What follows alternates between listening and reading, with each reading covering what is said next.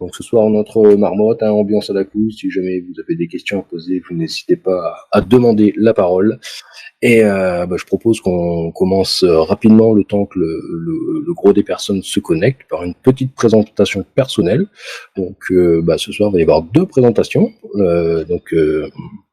Nicolas de Bitcoin Imo et Nilv, étant donné que c'est la première fois que tu viens animer avec moi, je te propose également de te présenter rapidement. Donc je sais pas dans quel ordre vous voulez commencer. Je me prends au dépourvu, mais avec plaisir. Je laisse Bitcoin Imo, Nicolas, y aller. Allez, enchanté, moi c'est Nicolas Fourchet, je suis en région lyonnaise, dans ce projet Bitcoin Imo du coup depuis 3 ans et dans la crypto depuis 2019. Présentation très rapide. Ouais, mais après je vous présenterai Bitcoin Imo peut-être une fois que tout le monde sera là, non ? Ça marche, pas de souci. Nilv, je te laisse te présenter du coup. D'accord, écoute, je fais partie du projet Marmotoshi depuis le début, hein. J'étais là au mint initial. J'ai commencé la crypto avec les Marmotoshi. J'avais un peu investi vite fait sur des cryptos, mais je ne connaissais pas, je n'y connaissais rien, et c'est avec les Marmotoshi que j'ai découvert. Voilà, et du coup, comme tu disais tout à l'heure, je suis un holder de Marmotoshi qui a proposé de s'investir un peu plus dans le projet, et c'est ce que j'aimerais faire, notamment en commençant ce soir. Eh bien, magnifique, et je suis persuadé que tu vas faire un très bon animateur. C'est adorable, merci. Bon, alors, au niveau de notre format Bitcoin Imo, on a un format un peu scolaire pour nos marmottes. Et tu verras, dans Marmotte, il y a Marmotte. Et en fait, il y a des petites questions de marmotte. Ce soir, c'est Nilv qui s'en est chargé. Donc, si tu as déjà vu Burger Quiz, c'est un peu le même principe au niveau des questions. Ok. Donc, au niveau du format, ouais, voilà, on va dire qu'on te laisse présenter le projet vraiment dans ses grandes lignes. Un petit peu comme si tu faisais un speech commercial, qu'on était des investisseurs, quelque chose comme ça. Pendant, on va dire, maximum 20 minutes, et ensuite on plonge un peu plus dans les questions par rapport à ce que tu nous as présenté, etc. Allez, c'est parti. Allez, let's go. Donc, pour nous présenter un peu, nous, on est 2 amis, en fait, à la base. Un qui est dans l'immobilier, moi qui suis plus dans le commerce, mais on est tous les 2 autour de la crypto. Et on a commencé à proposer en 2019 à payer les frais d'agence immobilière en Bitcoin. Donc, première étape, mais qui n'était pas complète, donc on a continué de bosser sur le sujet pour arriver aujourd'hui à faire de la vente IMO complète sur réseau Bitcoin. Donc, tout simplement, on fonctionne un peu comme une agence IMO classique. On a une agence IMO en fait traditionnelle, tout ce qu'il y a de plus traditionnel, sauf qu'on a réussi à s'entourer de notaires, d'avocats qui nous suivent pour partir sur la partie Bitcoin, à savoir la rédaction d'actes notariés qui sont un peu spécifiques. La partie transaction qui est un peu spécifique aussi, parce qu'autant on peut faire du Bitcoin to Bitcoin qu'on peut faire du Bitcoin to Fiat. Donc ça passe par des processeurs de paiement qui sont agréés PSAN, AMF, avec un partenaire à nous.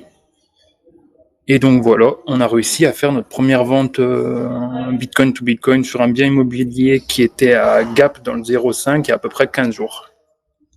Ok, félicitations. Et c'était quel type de bien ?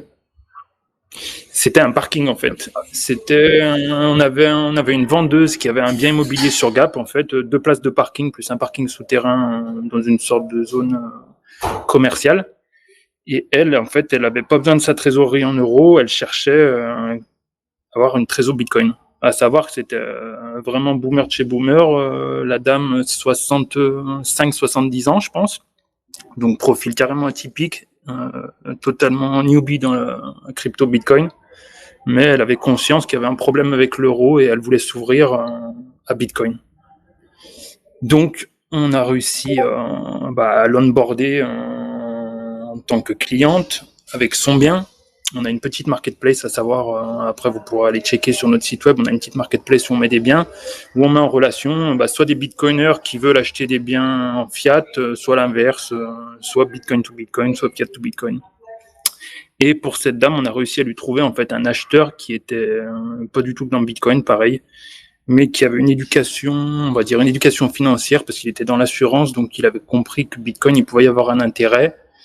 Et cette personne aussi s'est du coup ouvert un wallet Bitcoin Donc les deux étaient détenteurs d'un wallet et nous, en fait, on les a accompagnés après sur de la transaction immobilière classique avec la partie notariale. Et on s'est retrouvé en fait à faire transfert de 0,33 Bitcoin à ce moment-là de wallet à wallet, donc de pair à pair via une vente en dation sur la partie notariale. Ça s'appelle une vente en dation. D'accord. Alors, ce soir, je pense qu'on va parler Bitcoin, mais je ne suis pas sûr que tout le monde soit au fait des différents termes que vous employez dans votre quotidien. Donc, du coup, si tu peux nous éclairer un petit peu sur... j'ai déjà oublié le mot que tu as employé. La dation, en fait, la dation, c'est un procédé que les notaires ils arrivent à utiliser. Par exemple, quand on a quelqu'un qui est propriétaire d'un terrain et qui est contacté par un constructeur qui va lui dire moi, je vous achète votre terrain et en contrepartie d'acheter le terrain, je vous mets à disposition 2 appartements. Ça va être une dation, en fait. Et là, on peut faire la même chose, en fait, avec Bitcoin, sauf que dans l'acte notarié, il va juste préciser que telle parcelle de terrain sera échangée contre tel montant en Bitcoin. Et la vente, en fait, elle se fait à l'instant T. On dit, aujourd'hui, à 14h, le bien vaut 0,35 Bitcoin, donc on l'acte et on fait la vente immédiatement. Si j'ai bien compris, merci pour les précisions, parce que effectivement, ça met beaucoup plus de clarté au jargon au lexique immobilier que tu peux employer et qui n'est pas spécialement commun pour tout le monde. Ouais, c'est clair. Parce que je pense que effectivement, parmi les bitcoiners, il y en a peut-être certains aussi qui ne sont pas encore propriétaires, qui, avec la montée du cours, veulent le devenir. Et je pense qu'il n'y a pas que la barrière de trouver en bitcoin, il y a aussi la barrière de reprendre un petit peu l'immobilier, etc. Tout, parce que je pense qu'il y a plein de possibilités au niveau immobilier dans ce qu'on peut faire. Carrément. Donc, est-ce qu'il y a certains d'entre vous qui ont des questions sur la partie notariale ou des trucs comme ça ? Mais écoute, je pense que ça va arriver tout doucement. Je vois qu'il y a déjà quelques petits messages. Je vais la regarder. Bon, ça dit bonjour. Et du coup, en fait, on s'est retrouvé avec deux clients qui étaient super heureux. Elle qui a vendu son bien, qui a récupéré ses 0,35 Bitcoin. En plus, vous connaissez la période. Je crois elle vendait ça pour... c'était 35 000 euros. Et du coup, aujourd'hui, elle a plus de 40, quoi. Alors qu'elle a rien fait. Et le vendeur qui était content du coup et qui va continuer qui a fait un petit portefeuille d'investissement pour sa société en Bitcoin.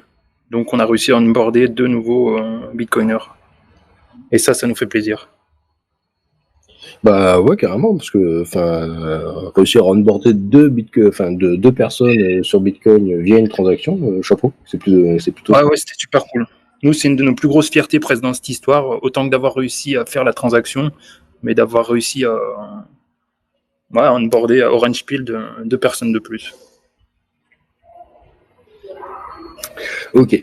Du coup, la présentation est effectivement rapide. Donc, vous proposez tout simplement des transactions immobilières, tout ce qui est de plus classique, sauf que vous ajoutez la partie Bitcoin, c'est-à-dire pouvoir acheter et vendre en Bitcoin. Exact. Nilv, je ne sais pas si tu veux poser tout de suite une petite question marmotte pour mettre notre invité dans l'ambiance, ou si on commence d'abord à enchaîner quelques petites questions. Écoute, je peux, si ça vous va. Eh ben, allez.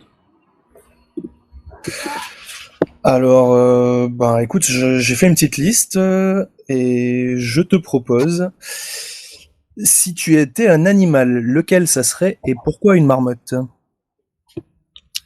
Non, je t'embête pour le pourquoi une marmotte, mais si tu devais être un animal, au hasard, un animal, enfin au hasard. L'animal au hasard, on va dire.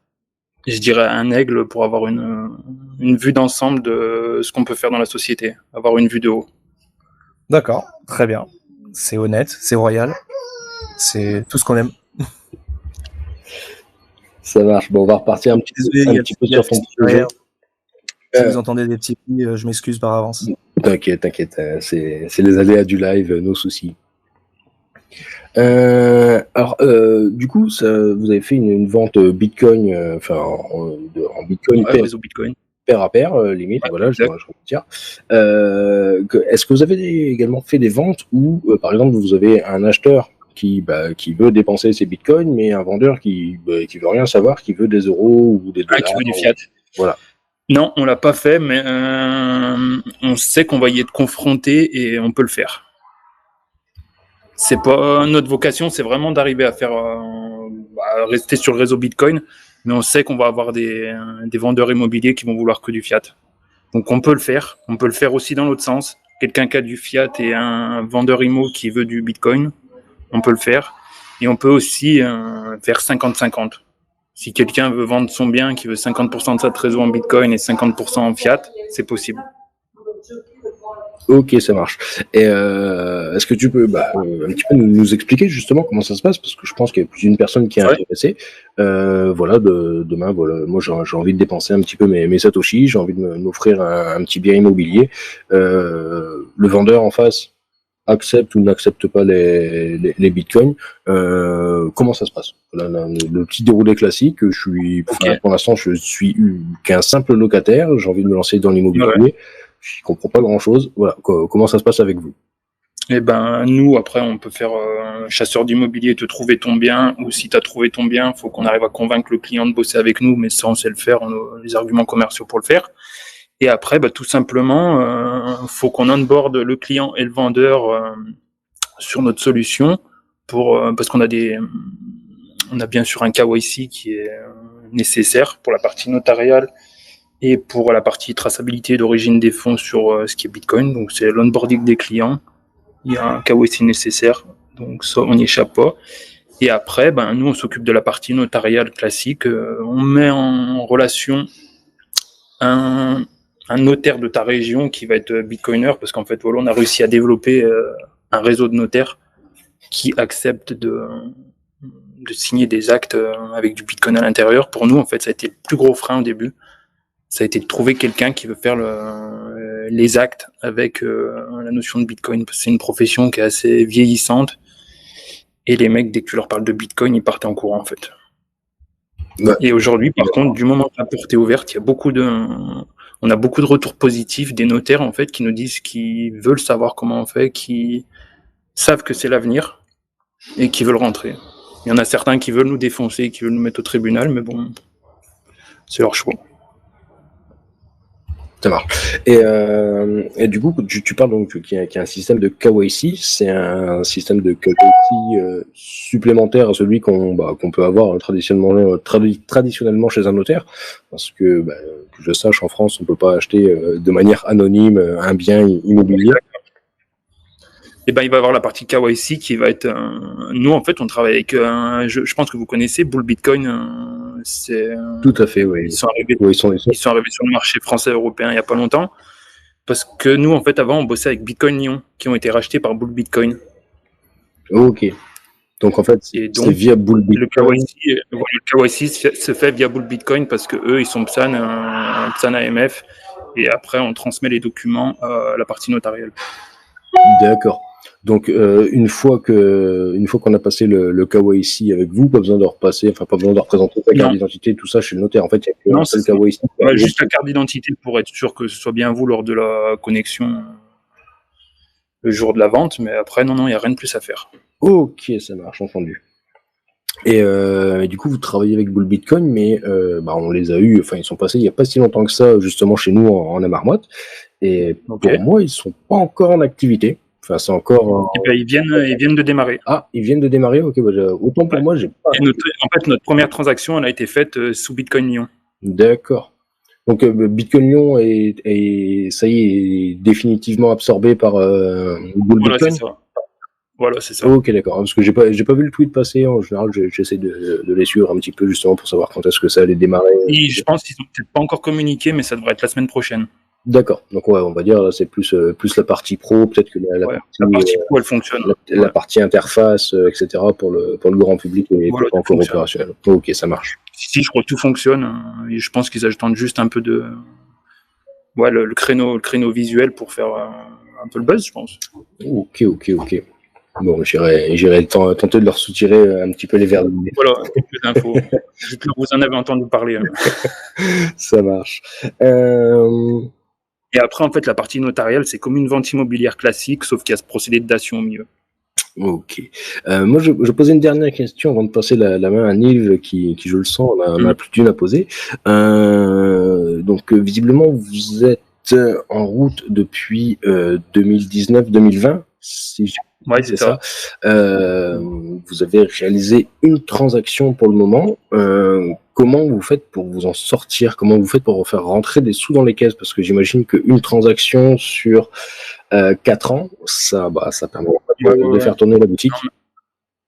Après, Bitcoin Imo, comme je vous ai dit, au début, on était parti c'était vraiment pour le fun, accepter Bitcoin dans une agence Imo. Et après, on a quand même voulu, nous, on est des passionnés de Bitcoin, de tech et d'Imo, et même de business en termes généraux. On a gardé ça en fil rouge, mais c'était pas 100% de notre activité professionnelle. Et ça fait seulement ça fait à peu près 6 mois qu'on a trouvé l'équipe complète, on va dire avoir des notaires associés, travailler avec Bitcoin Lyon. Ça fait 6 mois en fait que le projet est vraiment viable et que voilà. Mais c'est sûr qu'aujourd'hui on n'en vit pas. Ok, d'accord. Donc, en fait, pour l'instant, on va dire que les premières années, la boîte était créée, mais en mode dormante. Et le temps de créer votre réseau, etc. Et vous avez chacun vos activités professionnelles à côté. Exact. Pour remplir le frigo. Exact. Okay, d'accord. Et non seulement le réseau, mais l'idée complète, parce qu'au début, on est parti sur des trucs. C'était des moutons à 3 pattes, en fait. Et on a perdu beaucoup de temps. On n'a pas forcément rencontré les bonnes personnes. Comme vous savez, dans la crypto, il y a beaucoup d'incompétents et de gens qui veulent juste encaisser à court terme. Et donc, ça nous a pris pas mal de temps à arriver à aujourd'hui. Par contre, aujourd'hui, on a 100% sur ce qu'on fait. On a toute l'équipe avec nous. C'est magnifique. Enfin, d'une manière générale, vaut mieux prendre son temps et bien faire les choses que d'aller trop vite et à la première marche. Donc, je vais passer la main à mon collègue Nilv pour poursuivre les questions. Nilv, c'est à toi. Alors, avant une autre question à Marmotte, on a quelques questions dans le chat, entre guillemets. Il y a Corben Dallas qui demande comment vous faites avec la volatilité. Et en fait, on a établi un prix en euros au départ. Et ce prix en euros, on le conserve jusqu'à la dernière minute. Et quand toutes les personnes sont réunies au moment de l'acte notarial de la vente, on dit 100 000 euros, tant de bitcoin. À ce moment-là, on se met d'accord. On part sur, je sais pas, aujourd'hui, c'est 1 bitcoin. Donc, on acte pour 1 bitcoin la transaction. Et pendant les 2 minutes 30 que va prendre la transaction, on s'expose un petit peu. Ok, mais du coup, je ne m'y connais pas particulièrement en immobilier, mais donc ça veut dire qu'il n'y a pas de... Parce que je crois que tu as une promesse de vente normalement, non que tu... Ouais, c'est ça. Et la promesse de vente, elle est encore aussi... sur la promesse de vente, tu as encore le prix en euros et en bitcoin. Mais du coup, là, le prix va changer. On sait que ça va être réajusté sur la partie bitcoin. Le prix en euros ne changera jamais, mais par contre, on sait qu'au moment de la vente... ça va être réajusté. D'accord, donc sur ta promesse de vente, tu choisis le prix que tu fixes en euros. Voilà, exact. Au moment de t'as dit que ça s'appelle l'indication en bitcoin, mais qui n'est pas définitive. C'est précisé dans l'acte notarial, en fait. D'accord, ok, très bien. Et c'est uniquement à la dernière minute quand tu signes que le prix en bitcoin est établi. Qu'on dit à l'acheteur, maintenant tu nous fais un transfert de 1 bitcoin sur l'adresse de la vendeuse ou du vendeur. Ok, donc forcément... Il s'expose pendant 2 minutes 30 en fait. 2 minutes 30, ça dépend en fonction des congestions réseau ou pas, mais en 2 minutes 2 et 15 minutes.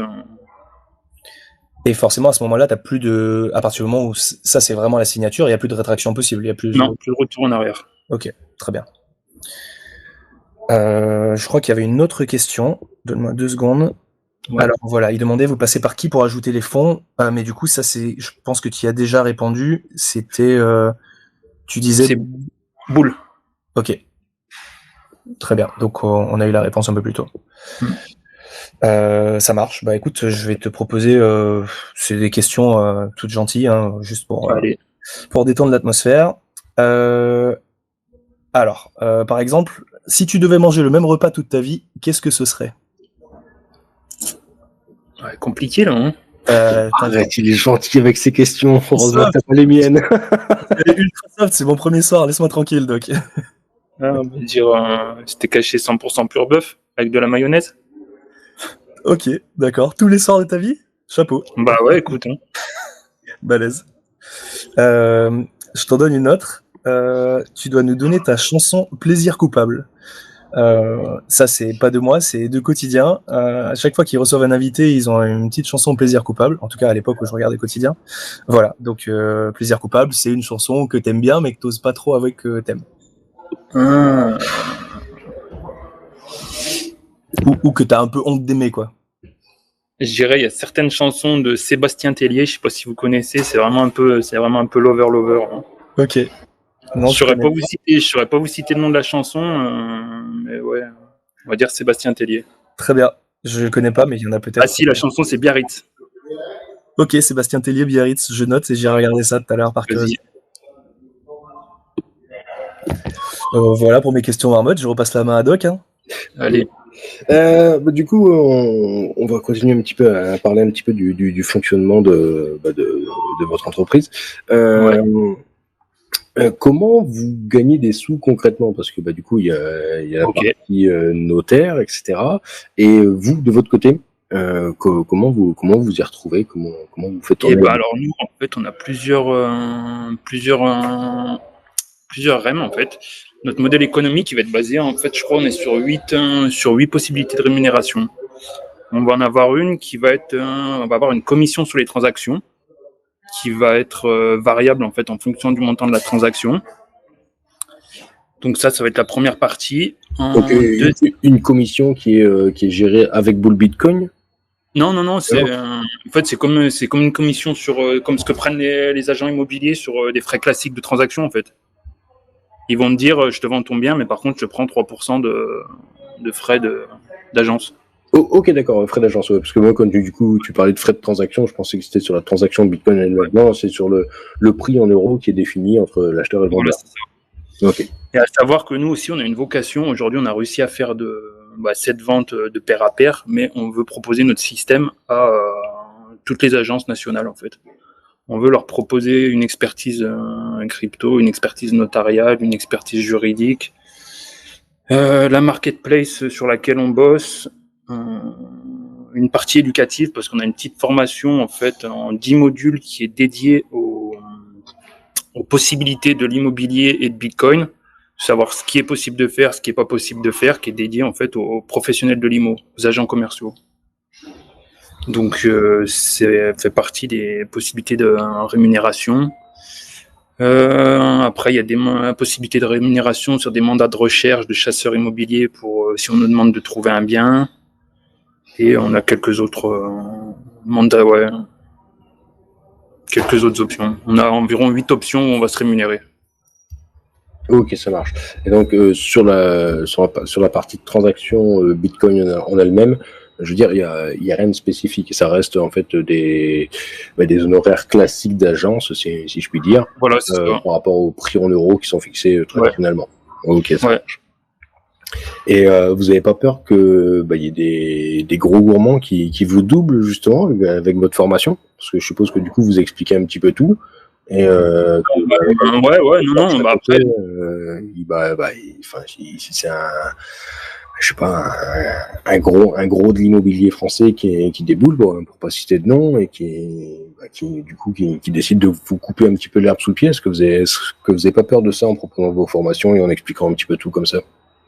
Si, c'est tout à fait possible, mais bon, de toute façon, nous, on part, c'est pas notre première expérience, on va dire, de business, et on sait qu'en général, quand il y a de la concurrence, souvent, ça tire le marché vers le haut, même si on sait que certains peuvent venir avec des offres bien meilleures, mais bon, après, ils ont beaucoup de boulot, hein.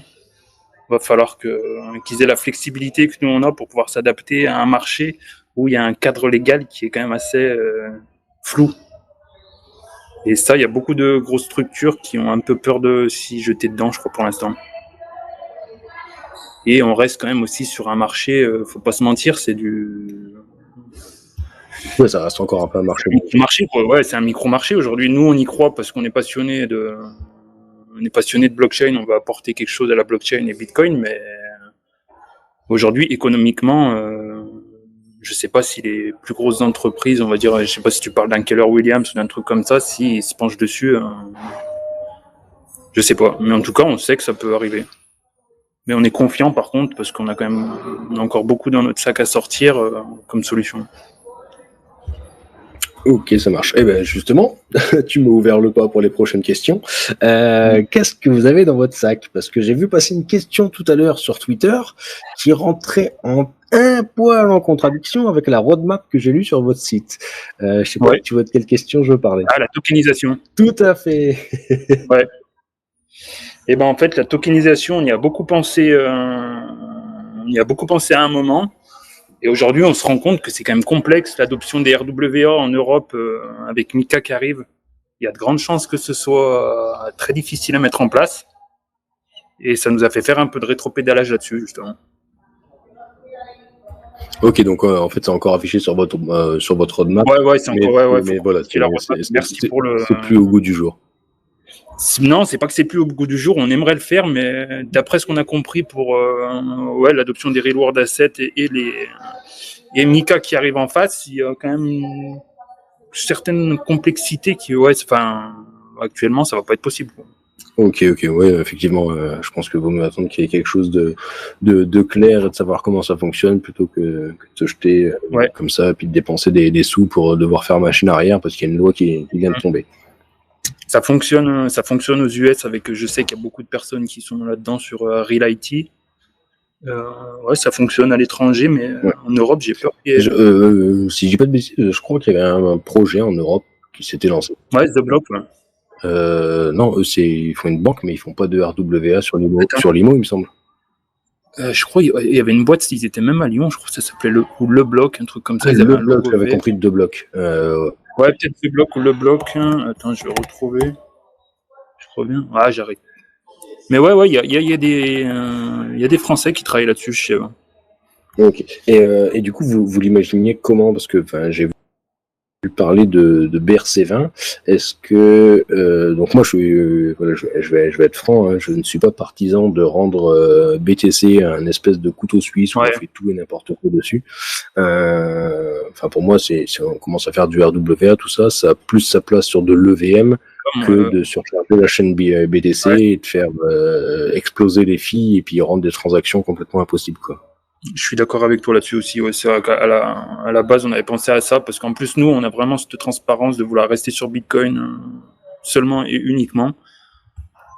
Et c'est pour ça qu'on s'était imposé ça, mais c'est vrai que ça complexifie encore la chose et ça la rend encore moins viable pour nous.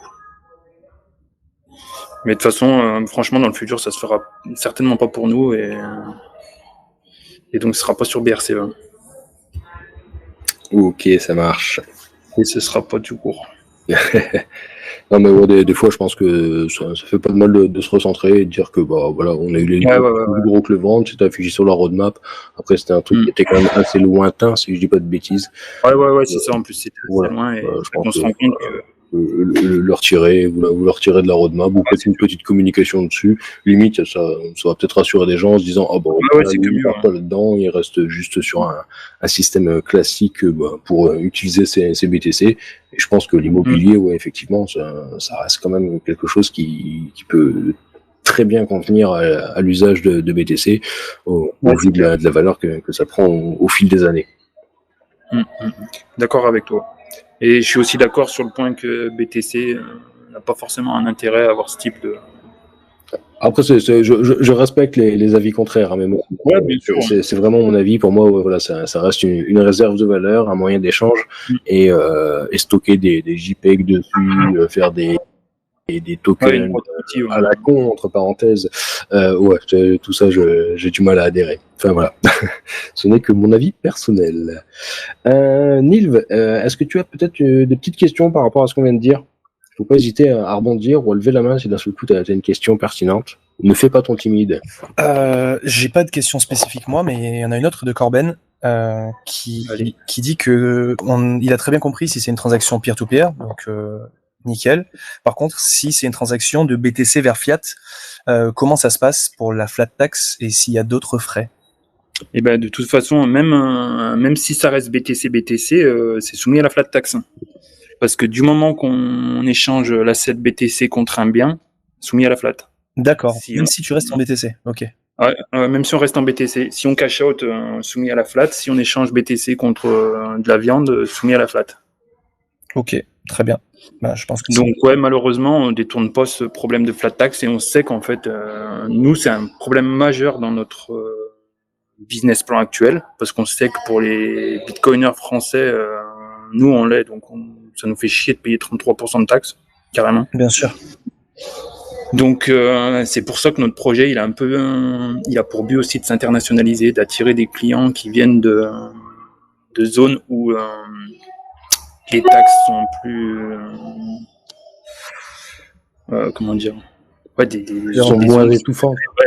bien plus crypto-friendly, voilà, attirer de l'investisseur un peu étranger sur le territoire français qui voudrait acheter un bien, ou pareil, guider certains clients français qui voudraient aller acheter des biens sur des endroits où ce serait plus avantageux pour eux. Parce que c'est sûr que nous on est conscients du truc, les 33%, c'est un frein énorme pour notre business. Clairement. Et question toute bête, mais admettons comme ça, dans l'hypothèse, je possède une entreprise en Suisse, au Luxembourg, à Andorre, enfin bref, une destination dans le genre, et je souhaite faire l'acquisition du bien en France. C'est également soumis à la flat tax? Ça dépend en fait du régime fiscal de ton entreprise, où elle est située. D'accord. Et ça, c'est vraiment ça pour nous, ça va être vraiment ça c'est pareil, c'est une partie où on travaille beaucoup dessus. Aujourd'hui, on essaie de proposer des solutions. On va dire, on arrive à recroiser. Il y a des types d'investissements, je sais pas comme vous deviez connaître, peut-être la loi de Normandie où il y a ça nous aide un peu à gommer en fait quelqu'un qui veut investir sur de l'immobilier, au lieu de payer 33% de flat tax, on va essayer de le tomber à 12 ou un truc comme ça. Mais seulement par investissement croisé. D'accord, là je pense que déjà tu vas pouvoir développer un peu plus, parce qu'à mon avis, il y en a une paire qui ont commencé à tendre l'oreille et qui aimeraient savoir comment passer de 30 à 12. Et ben aujourd'hui, en fait, en France, il y a je crois aujourd'hui, c'est le dernier véhicule d'investissement qui est possible aujourd'hui, où on a un crédit, il y a une remise d'imposition en fait, et qui permet de gommer la flat tax, où on va presque perdre 20%. Ça s'appelle la loi de Normandie. Et si on couple ça sur un investissement crypto, ça nous permet justement de limiter le mal que fait la flat tax. Et après, il y a d'autres choses qui sont dans les tuyaux aussi. On ne sait pas, ça devrait arriver demain. Il y a une entreprise française franco-européenne. Il y a une solution aussi sur le collatéral Bitcoin. Mais ça n'existe pas encore. Ça existe aux États-Unis par le biais de Aave ou des protocoles de ce genre-là en DeFi. Et ça, c'est pareil. On n'est plus soumis aux 33% de flat. Ouais, effectivement, oui. Il y a une entreprise qui opère en Europe et qui permet de faire ça avec du vrai fiat. Vous pouvez peut-être vous rapprocher d'eux. J'aurais pas de contact à vous filer, mais Nexo. Ok, ouais, je connais. Donc, voilà, il y a eu pas mal de rumeurs sur eux, etc. Ouais. Mais enfin bon, ils sont toujours là, ils tiennent la baraque. Ouais, carrément. Et en fait, ils proposent tout simplement, effectivement, de faire un système d'emprunt qui permet, globalement, de passer à travers tout ce qui est système de taxes, etc. Ouais. Et puis par le biais du collatéral aussi, il y a un réel intérêt pour les bitcoiners qui veulent pas se séparer de leur asset. Oui, tout à fait. Ouais, ça permet grosso modo, de laisser rouler la dette jusqu'à vendre 10% de ce qu'ils comptaient vendre. Voilà, c'est ça, exactement. Et c'est vrai qu'aujourd'hui, nous, c'est vraiment dans le développement. Actuellement, on bosse là-dessus aussi pour sortir ces produits. Aujourd'hui, on a sorti le produit classique où on peut faire de la vente, tout ce qu'il y a de plus simple, mais on sait qu'on se fait déboîter par la flat. Et demain, en fait, ce qu'on veut vendre aussi, c'est ces produits où on va réussir à lisser la flat. Ok, et vous êtes combien dans votre entreprise? Enfin, c'est quoi vos types de... on est nombreux, on est 3. 3. Ok. Non, parce que peut-être que, ne serait-ce que pour faire peut-être rentrer un petit peu de fonds dans la société et ouvrir une nouvelle branche, peut-être faire rentrer un spécialiste de la fiscalité. Je ne sais pas s'il y a déjà un chiffre. On en parle, en fait, on a un rendez-vous. Je pense que c'est une très bonne idée, parce que ce que j'essayais de souligner tout à l'heure, c'est qu'il y a peut-être un axe à développer. Si par exemple créer une entreprise dans un pays qui est plutôt favorable au niveau des taxes, de crypto-monnaies, etc., et que via cette entreprise, on achète un bien en France et qu'au lieu de taper 30%, on descende à 10 ou quelque chose comme ça, je pense qu'il y a un créneau à prendre qui est juste énorme. Ah ouais, carrément. C'est ce qu'on essaye de faire aussi, on essaye de se rapprocher. Maintenant, on a un petit peu plus de visibilité et vu que nos produits sont fonctionnels, on essaye de s'entourer aussi de personnes de ceux qui pourront nous aider dans ce domaine-là. Qu'à savoir que mon collègue, en fait, qui n'a pas pu être là ce soir, Renaud, lui, il est vraiment spécialiste sur l'immobilier, il sait monter des projets entiers à 100%. Moi, je vais plutôt être sur la partie commerciale, marketing et animation des réseaux sociaux. Et le troisième, il est sur la partie webmaster et construit tout ce qu'on a besoin comme outil. Donc c'est une petite équipe, on fait tout à la main encore. Ok, ouais, bah, faut prendre les choses une par une, quoi. Ouais. Neil, est-ce que tu as des questions peut-être un petit peu sur ce qu'on vient de dire? Ouais, j'ai une autre question. Je voulais savoir pourquoi spécifiquement le Bitcoin. Enfin, je comprends que c'est la reine des crypto-monnaies et je comprends que ça doit être attirant, mais ça serait pas plus simple à gérer avec d'autres cryptos? Et ben en fait, pour tout te dire, au début, on est parti sur un projet justement typé, on va dire crypto IMO, et on s'est rendu compte qu'on attirait tous les loulous de la crypto. Et en fait, c'était que des gens qui auraient jamais passé un KYC. Ah ok, d'accord. C'était que de la demande pour du blanchiment, des trucs comme ça, donc on a tout arrêté. Ok. Donc et on s'est concentré sur Bitcoin parce que ça tranche vraiment en fait. Il y a soit les Bitcoiners, soit les gens qui sont du milieu crypto, mais qui savent que Bitcoin, il y a quand même une traçabilité. Comme je te disais, nous, quand on fait un KYC, je crois ils ont 3 ou 4 process d'analyse des adresses, dont ils vont analyser s'il y a eu du mixage sur l'adresse, s'il y a eu des profils de transactions qui n'étaient pas conventionnels. Il y a 400 dossiers qui sont 400 listes du gouvernement français qui sont analysées à chaque fois en fonction des adresses pour voir s'il n'y a pas eu de la criminelle, du traque-fin et tout ça. Donc ça filtre à bloc. Dès que tu parles de Bitcoin, ça filtre à bloc et nous, de toute façon, on veut de la transparence. On est là pour un truc clean. Bien sûr. Pour que le business tourne, il faut que ça soit sérieux et régulé. Quitte à perdre des gens qui veulent rester sur Ether ou sur, je sais pas, des ADA, des trucs comme ça. C'est pas grave. Ok, pour moi, c'est good. On va pas te dire le contraire. Bon, par contre, c'est quand même dommage. Et bon, après, soyons réalistes. À mon avis, ça n'arrivera jamais. C'est que vous n'acceptiez pas Monero. Ouais, Monero, ça va être complexe. Ah ouais, niveau transparence, ouais, ça va être complexe. Là, niveau KYC, ça va être difficile d'arriver chez le notaire avec des adresses Monero. Non, c'est vrai que Monero, nous, c'est pareil. Nous, le KYC, c'est pas un truc qui nous branche. Hein. Non, de toute façon, pour une transaction immobilière, vous n'avez pas, de base, il n'y a pas le choix. C'est pas le fait que ça passe par Bitcoin ou pas, c'est le fait qu'il faut un KYC de base, quoi. Tu as évoqué le nom d'une entité, moi qui me parle, je suis pas sûr que ça parle à tout le monde. Tu parlais de TracFin. Donc, je sais pas si tu veux expliquer rapidement un petit peu à quoi correspond cette entité et nous dire surtout par la suite, est-ce que c'est une obligation, enfin, pourquoi vous référez à eux pour toutes les transactions, etc. On se réfère pas à eux et on aimerait bien se passer d'eux, mais en fait, il va y avoir une interrogation TracFin à chaque fois qu'on va rentrer un client. D'accord. Et ça vient de la part des notaires avec lesquels vous travaillez? Ça vient de la part des notaires et aussi des exchanges. D'accord. De la part des exchanges? Ouais. Et, comme je te disais, eux, quand ils font une analyse sur le KYC, ils ont 400 listes. Ah oui, non, grosso modo, pour les personnes qui nous écoutent et qui ne connaissent pas TracFin ou TracFin, selon comment on le prononce, voilà, c'est le système de surveillance des flux bancaires, des flux monétaires, parce que ça ne surveille pas que les banques, des flux monétaires numériques au niveau de la France.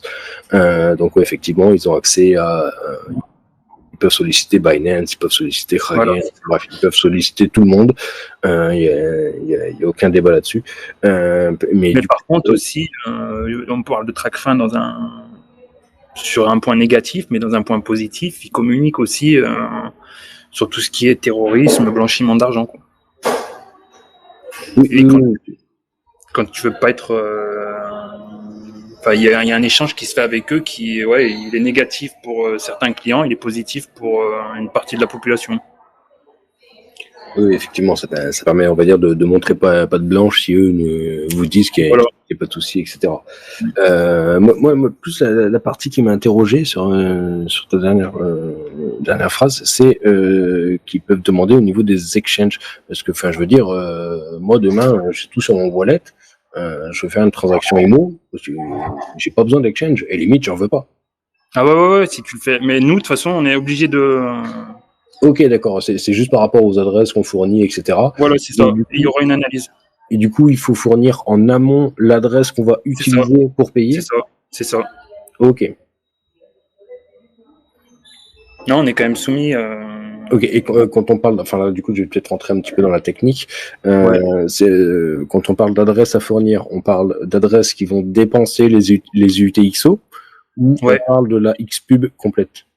XPub, vous êtes... non, c'est l'adresse, si je me trompe pas, l'adresse des UTXO. Ok, donc c'est... Alors ça, je te le validerai quand même, tu vois, je me le mets de côté et... Ça marche, parce que effectivement, je veux dire, si demain on non, mais c'est pas la BTC sur son wallet et qu'on compte juste en dépenser 1 ou 2, il n'y a peut-être pas besoin de déclarer l'ensemble du wallet, mais juste en fait les adresses qui vont dépenser les BTC. Quoi. Ouais. Okay. Ouais. Et je reviendrai vers vous pour vous valider ça quand même. Ça marche, pas de souci. Est-ce qu'il y a des gens dans le chat qui ont des questions? Je vais passer la main à Nive. Il y a Corben qui en a reposé une qui dit qu'il ne comprend pas comment il peut y avoir une flat tax sur une transaction en Bitcoin. Eh ben parce qu'en fait, Bitcoin, si tu fais un cash out, tu es soumis à la flat. Et Bitcoin, si tu l'échanges contre un bien, tu es soumis à la flat. Ok. Et j'ai déjà vu des personnes sur Twitter dire non mais en fait vous achetez une montre en Bitcoin, etc., pas de flat tax. Non. En France, c'est en fait peu importe comment réceptionne le client ce que vous dépensez, donc soit il garde les Bitcoins, soit il le transforme en euros, bref il fait ce qu'il veut. À partir du moment où vous dépensez des BTC pour un bien ou un service, c'est assimilé à de la revente et donc flat tax. Voilà. Ouais, quel que soit le moyen d'ailleurs, que ce soit pour une baguette ou enfin. Oui.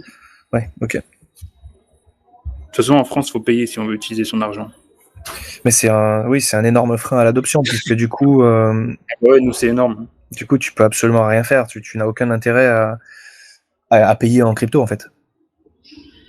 Il y a un intérêt personnel, on va dire. Oui, mais si tu te fais taxer sur chaque transaction. Mais bon, comme on est taxé sur l'euro, hein. C'est-à-dire tu te prends 20% de TVA à chaque fois que tu achètes du pain, quoi. Ouais, c'est vrai, mais c'est un peu différent. Hein. Voilà. Enfin, je veux dire, tu le sens pas passer, quoi. Non. Ouais, c'est vrai que 33%, tu le sens passer. Ouais, et puis parce que c'est dans le prix. Ouais, c'est de la flat. Tu le vois pas, le prix il est gonflé, donc c'est pour ça que alors que là, tu sais que quoi que tu achètes, tu auras 33% de taxes à payer en plus. Ouais, sur la plus-value. Sur ta plus-value. Voilà. Au frein, mais bon, nous, ça nous empêche pas, je vous dis, on continue de bosser parce qu'on veut on a vraiment vocation à faire changer ce milieu, autant de l'immobilier et du notariat, d'apporter une partie blockchain à l'intérieur. Et on va pas lâcher, quoi. On continue, on apporte des solutions et on espère qu'on va réussir à apporter des solutions pour que fiscalement, ce soit plus intéressant pour tout le monde aussi.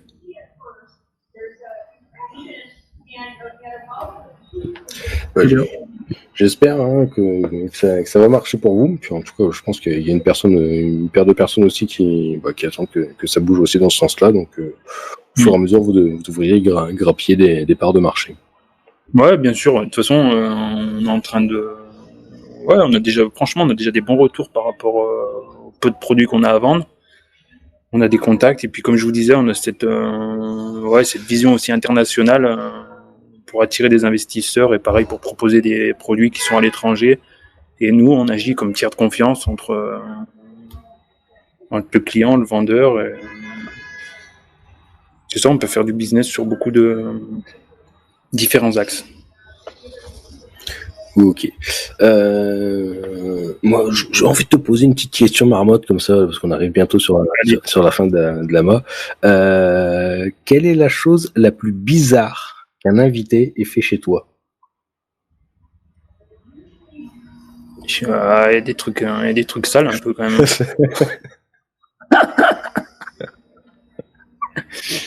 Une fois, il y a quelqu'un qui a pissé dans le coin du mur en pleine nuit. Ah, ça, c'est pas mal, c'est violent quand même. Ah, il était bien sous, il a cru que c'était des toilettes. Enfin, il a cru qu'il pouvait pisser dans un angle de mur, sauf qu'il était à l'intérieur. Ah ouais, chapeau. Ouais, je pense que il était fatigué, il était bien fatigué. Ouais. Je veux bien croire. Ouais, c'est ce que... Ouais. Je sais pas s'il reste des questions peut-être dans le chat qu'on a loupé. Moi j'en ai une autre. Alors je sais pas si c'est celle-là dont on parle Anno, mais en fait ce qu'on voulait savoir c'est si quand tu signes ta promesse de vente, ton prix est fixé en euros.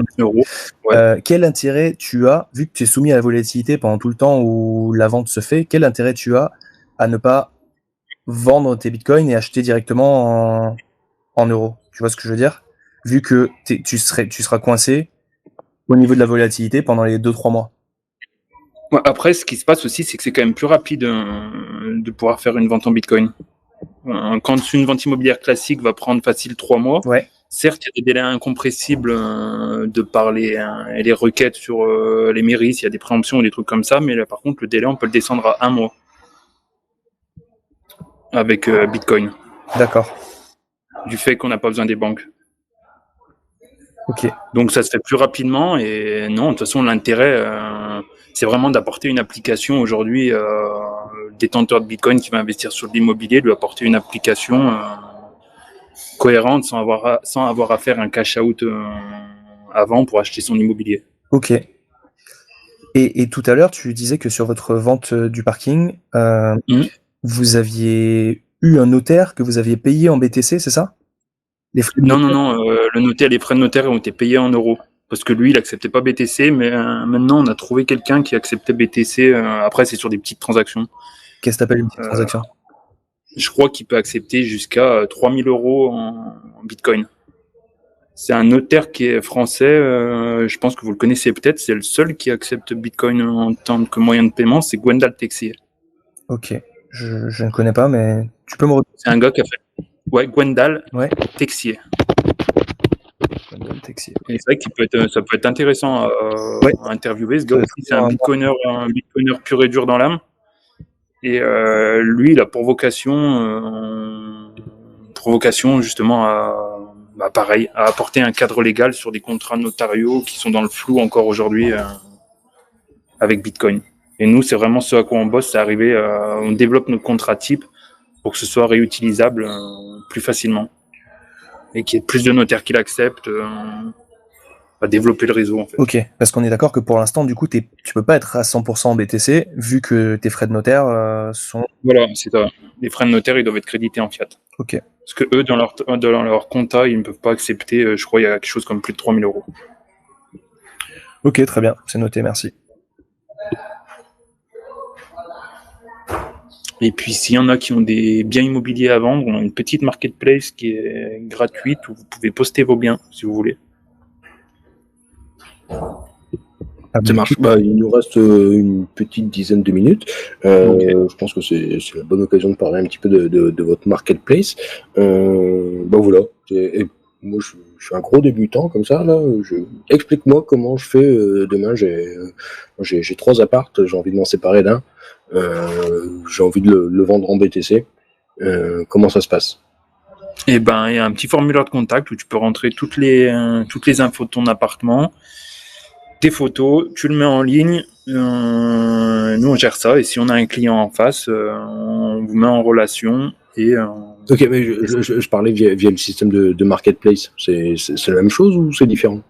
Ah ouais, la marketplace elle est à nous, on l'a fait développer c'est pour nous-mêmes, c'est que pour mettre des biens en Bitcoin. D'accord, mais du coup, ça passe quand même par une validation de votre côté avant de... Ouais, nous on la valide de notre côté avant. Ok, d'accord, ouais, c'est pas On reçoit toutes les infos. genre en mode Le Bon Coin où je me connecte et je poste une annonce de je vends ma maison en Bitcoin, quoi. Non, ouais, tu fais une demande, on a toutes les infos et une fois qu'on la reçoit, on valide, on regarde que tout corresponde, que les images soient cohérentes et on la publie. Et après, on essaye de mettre en face un lead d'un acheteur qui souhaiterait posséder ce type de bien et payer en Bitcoin ou en fiat et utiliser notre processeur de paiement. Mais on a quand même but de créer une marketplace où on va être Bitcoin to Bitcoin. Ok.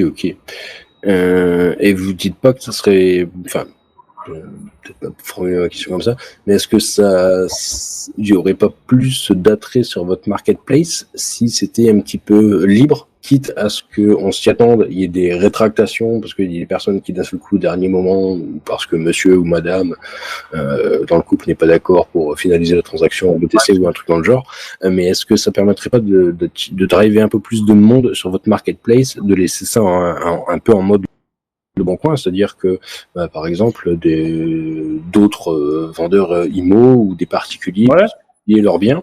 Mais c'est ça en fait, hein. C'est vraiment libre. C'est juste que nous on va faire une validation, mais la validation elle se fait dans les 5 minutes. Hein. D'accord, ok, ouais, c'est une validation simple. Enfin, je veux dire, c'est juste pour nous assurer de pas recevoir des photos de courgettes sur le site, quoi. Ok, ouais, je comprends. Ouais, non, j'avais compris ça dans le sens où vous faisiez une validation de. Non, on accepte tous les biens. Ok, d'accord. On travaille même avec il y a même des pros de l'IMO qui nous ont poussé des annonces. Nous, on est ouvert. On est vraiment ouvert en fait à développer ce marché d'amener une utilité de plus à Bitcoin dans le marché de l'immobilier national. Ok, ça marche. Moi, j'ai une dernière question parce que la route pour développer tout ça m'a l'air encore un petit peu longue, hein, sans vouloir bien sûr, vous freiner, etc. Mais c'est juste que voilà, il faut regarder les choses de manière un peu terre à terre. Est-ce que vous avez prévu de lever des fonds ou est-ce que vous avez prévu d'avancer tout doucement à votre rythme? Non, on a prévu une levée de fonds et d'ailleurs, on a un rendez-vous demain avec une société spécialisée là-dedans. Ok, super. Parce que c'est sûr que de toute façon pour se développer, on veut développer un réseau national, donc ce qui implique beaucoup de boulot. Donc une levée de fonds est nécessaire pour nous.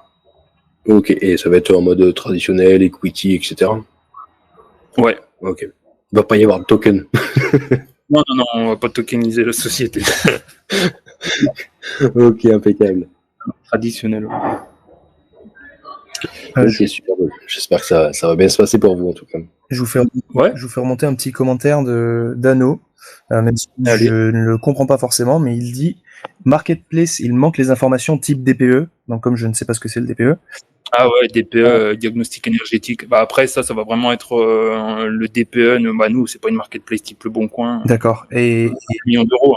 Mais par contre, si on a un contact effectivement pour un bien qui est listé sur la marketplace, après on va demander, on a une fiche de renseignement qui est bien plus conséquente.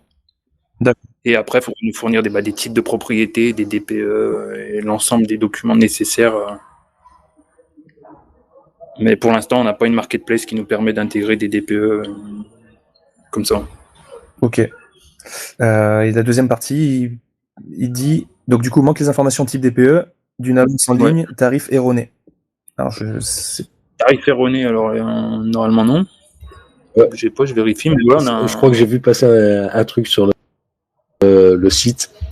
Donc soit c'est une vieille annonce, mais il y a un tarif qui est complètement délirant en Bitcoin, enfin surtout au cours d'aujourd'hui.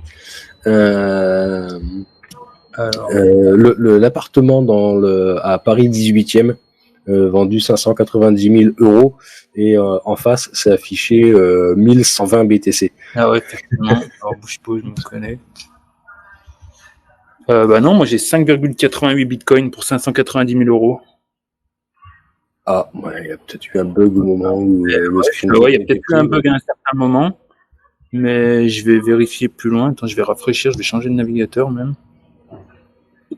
Ok, mais ouais, c'est sûr qu'il nous arrive encore d'avoir des. Désolé pour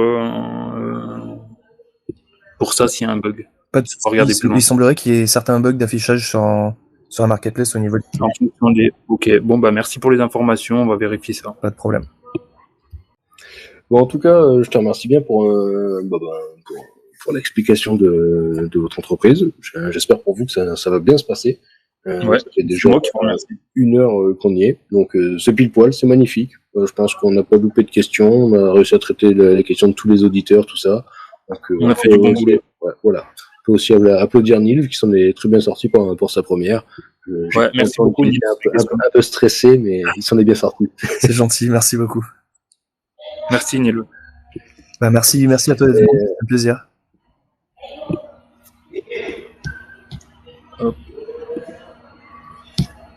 En tout cas, ouais, mais merci de votre présence ce soir à tout le monde. Merci Nicolas de nous avoir présenté ta solution, d'avoir répondu à toutes nos questions. Et j'espère que d'ici quelques jours, ça va bien se passer pour vous au niveau de la levée de fonds et que vous allez pouvoir être les pionniers de l'immobilier avec Bitcoin en France. Bref. On espère aussi, en tout cas, on travaille pour et on va rien lâcher. Et on lâche rien. Impeccable. Et bien sur ce, merci à tous. Je vous souhaite une excellente soirée à tous. Encore merci de votre venue à tous. Merci de votre convivialité. Et je vous souhaite une excellente soirée. Ciao, ciao tout le monde. Merci à tous. Bonne soirée. Ciao.